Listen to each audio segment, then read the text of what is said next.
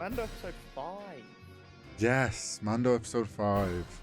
I enjoyed it, man. It was good. I am expecting you to have missed a huge cameo.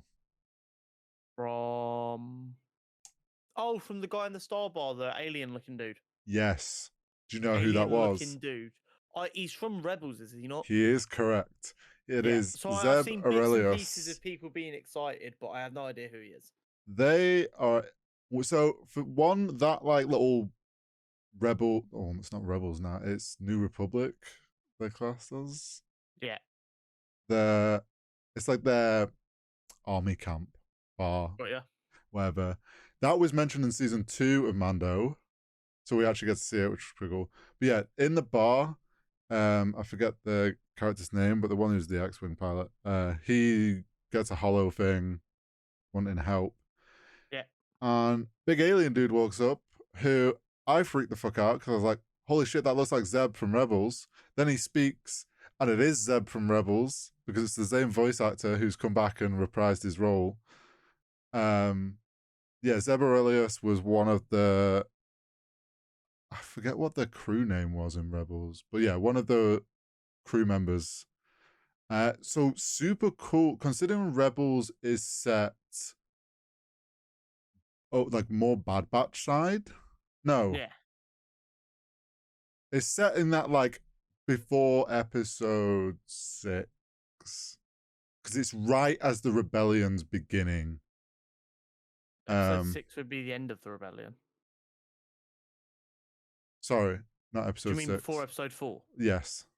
Okay, so like Yeah, it's like as the rebellion's building momentum it's before they are before literally the original the trilogy. start of like the organized rebellion. Yeah. So to see Zeb still kicking around in Mando, and the fact that he's guy like, don't take no prisoners. my guy is now like an official like pilot guy, whatever he's bombing around Official doing. dude. If we don't get a Chopper cameo now, like if my guy Chopper isn't committing war crimes still and buzzing around and we don't get to see him in Mando, I'm gonna be sad. Like if we get Zeb, if we don't see Chopper, I'm gonna be so upset. But it was super cool to see that. That was like the big, like got me so hyped this episode. I mean, I assume we're going to see more of him in the Ahsoka series then. Potentially, I don't know. I know that the Ahsoka series is mainly going to be Sabine and Ahsoka looking. Oh, I don't want to do spoilers, but like I think Zeb gets left with being part of the rebellion. I think it's how the end of Rebels was. I can't remember where he left off exactly, but yeah. So he might show up here and there. Can I also say the CGI on him? So clean. Like we've said it multiple times now with Mando that it's wild the stark difference between the quality we're getting in Mando and the the Marvel shows. Mm-hmm. And I don't want to keep beating a dead horse, but like Oh no, it was really insane. just is like they consistently showing up Marvel, considering they're both under Disney. It's a difference between yeah, obviously it's not real. That's an acceptable level of disbelief. Mm-hmm. Versus holy shit, is that real? Yeah, basically, this is the thing. It's like, sure, they had a great thing of like people already. A lot of Star Wars fans know of Zeb, have got used to his character, so they are like they understand the character. It doesn't have to be super believable, but to make him like feel real enough in live, like it was so well done. But do we know if, just out of curiosity, do we know if Star Wars are still employing like the half puppet with touched up CGI format? It wouldn't surprise me if some of that was a guy stood there in clothing. I don't know if it was full CGI. Because the I'd have best to go back and watch it. CGI has always been when they take a puppet Yeah, or like a big fucking suit on a guy or whatever, and then they just touch that up with CGI instead of trying to go full CGI model, which is why the original trilogy in Star Wars still holds up yeah, because it's puppets which give it like it makes it real, and then you're just making it look a bit tidier.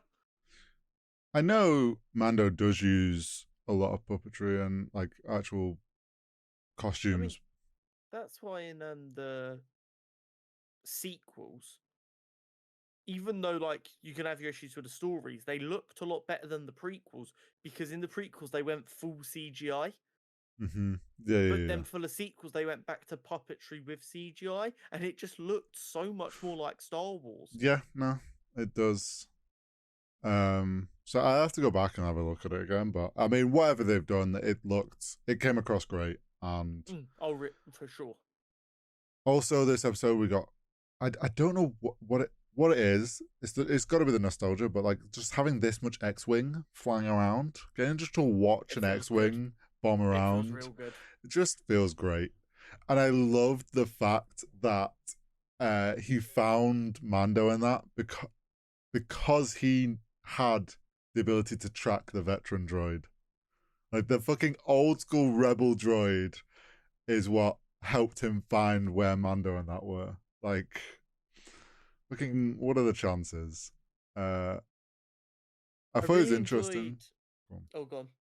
No, I thought it was just interesting how he understood. Yeah, no, I'm not meant to be here. Won't tell anyone who you are. But yeah, he tried to be very respectful of their culture while also desperately needing to communicate with them. Yeah. Go on, what were you gonna say? I did really enjoy Paz Vizsla's jumping in on Mando, begging them to go help. Yeah. Like, why should we lay our life down again? He's like, because they're Mandalorian. Yeah, I was just me like hyped. Obviously, Mando does his like little pitch to things, and he kind of is. Let's be honest. If Mando, he quite clearly doesn't want to be that guy that forces people to follow him, and he's like, "Well, it's my mate. I'm gonna go help. Like, it'd be nice if you guys came along." Let's be real. If he wanted to, he could whip that darksaber out, and they'd all go, "Yes, sir," or "On the way." Yeah. Like they would just accept it. But obviously, he's trying not to be that sort of a Mandalorian. But yeah, I thought it was funny when Paz got up, and I was like, "Oh, shit, maybe Paz doesn't like him as much as we were thinking he does now." Yeah, that was literally my. I was like, he's still salty. He's going to use this as an opportunity to get one over. And then he's like, he laid his life on the line for my son, so we shall do anything for him. I'm like, oh shit, he has fully turned to Mando's best bud. It's just because of the way they've designed him and the way he like stands a lot. He just always looks salty as fuck. Yes, and but he's just an absolute unit. He is. He makes the helmet look small. If you look at like Bo and Din, their helmet looks like almost too big, like there's a bit too much wiggle, and then it looks like they've literally had to stuff Paz's helmet onto him. And it's not that he chooses to not take it off; he physically can't. Yeah, he probably can't. My man's just drinking protein shakes. He hasn't eaten in 12 years. And then I liked that the armor was like, "This is the way. We will go fight." And then we got to see them go back to Navarro. Is that what it's called? Yeah, Navarro. Where the pirates were taking over. I have to say that pirate ship is such a fucking like. We've seen that ship design before. I forget what they're called, but like seeing it with the gun pods all like coming out and then launching little ships, like it was going from last week's episode where we saw the Mandalorians training and we're like, oh, we're going to get to see them in action somewhere. And then we get to see them in action and they're just an absolute force to be reckoned with. Oh, 100%. They are so ridiculously OP. Like a Mando and Bo in their ships as a combination just absolutely rinsed the pirate ship. But it also shows like that they're so much smarter than their enemies as well. Oh yeah, just their military knowledge and tactical knowledge. Yeah, is just was fully shown with this. And I love the moment where two of them were like pinned. And then next second, Paz just fucking airdrops him with his Gatling gun and just starts lighting up the show. Yeah. It's become a thing every week when me and General watch. I just turn to her and go, have I mentioned that I really like his Gatling gun? I really enjoyed the armor going up in the tower and Oh, and just meleeing. beating the shit Yeah, out of them. Yeah. just pure melee mode. I will say though, how the hell they didn't. I suppose you wouldn't really hear the same as like a gun going off behind you if someone's just getting bonked on the head with a One does Beskar not hammer. simply hear the armorer. This is true. But yeah, I thought that was a really cool like scene of like the fight scene, like fight sequence. Really cool to see the Mandalorians like in full force, and now to have a new home. Yeah, they're back on Navarro, a new Yeah, old home, and been given a plot like a chunk of land and told you can and make they this can your live new here Mandalore. safely and freely. And Yeah. then we got Yeah. Bo asked down to the armorer's thing, just doing a little like. I really thought the armorer was going to kick off.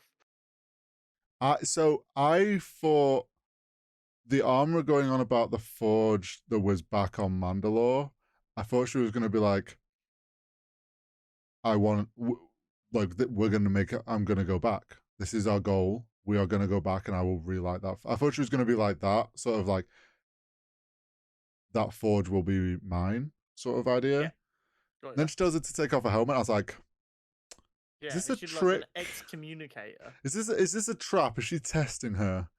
But no, she wants her to walk both sides, which Yeah. makes fucking sense. Yeah. The armorer knows,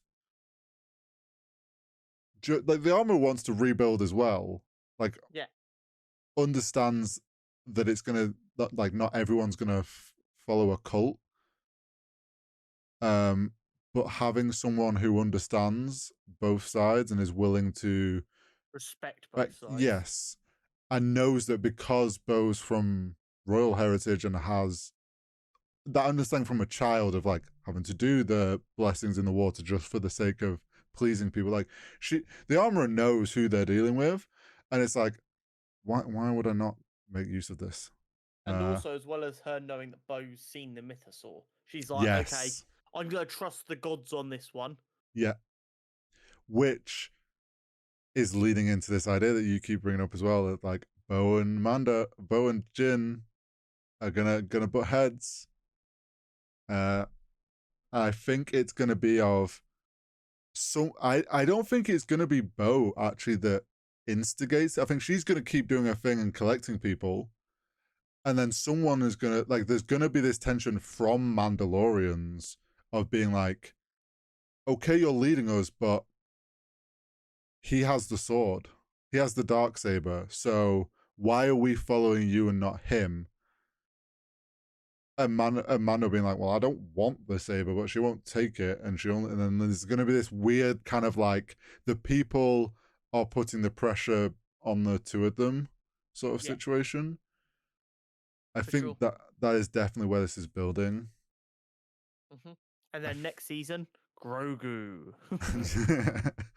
I'm literally, as much as I'm enjoying every episode of Mandalorian, I'm just sat here waiting, going, okay, cool. So when is he going to talk?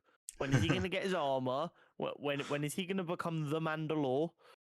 I liked when the fact that Grogu was just sat on Mando's lap during that whole fight sequence, just like along for the ride sort of thing.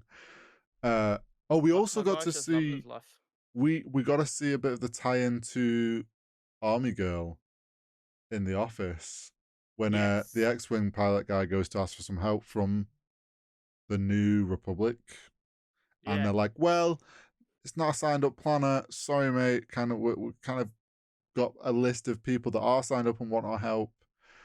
Can't really offer you the resources. Sorry, it's not in the government budget."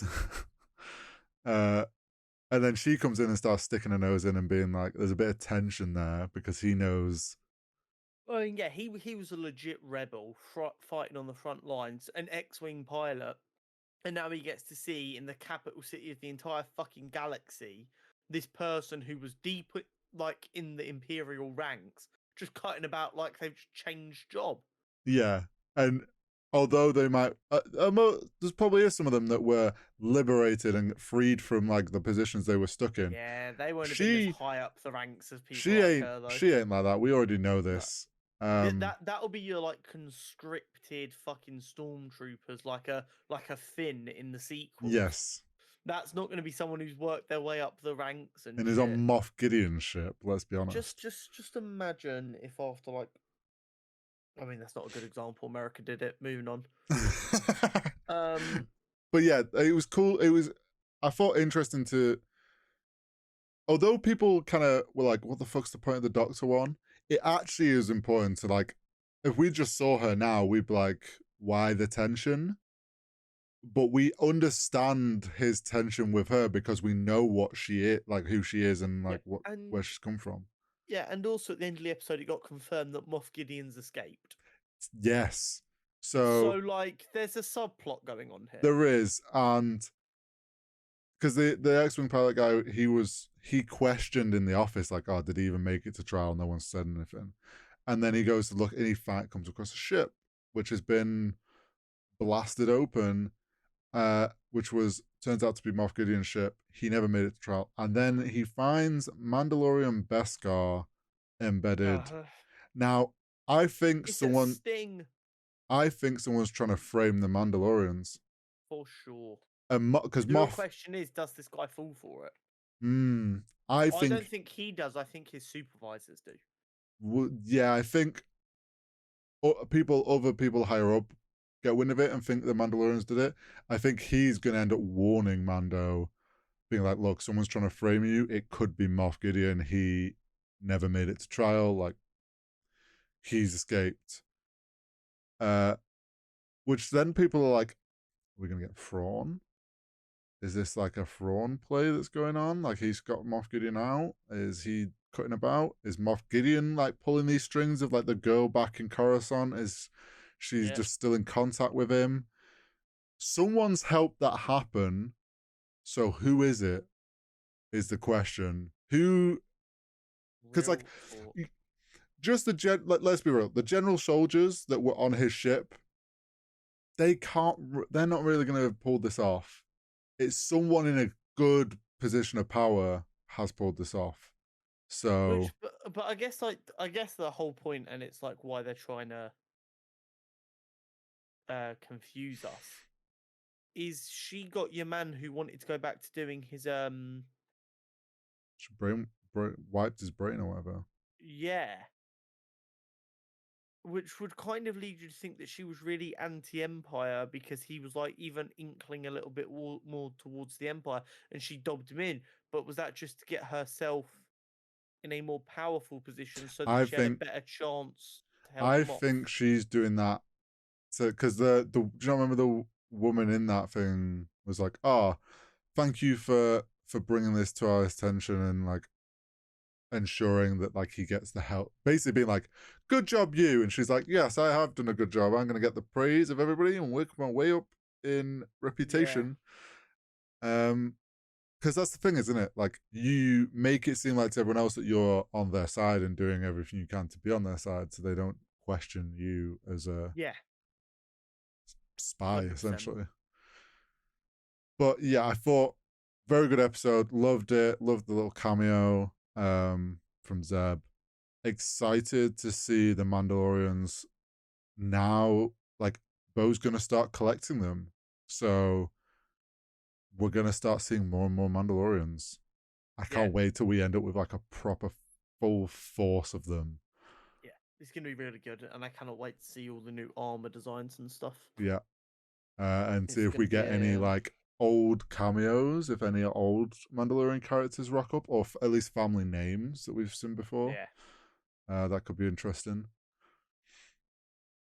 But yeah, great episode, and now we've got no more Bad Batch. Mando is all we have to look forward to on Star Wars, so I need more. Big Sag. Yeah. Right.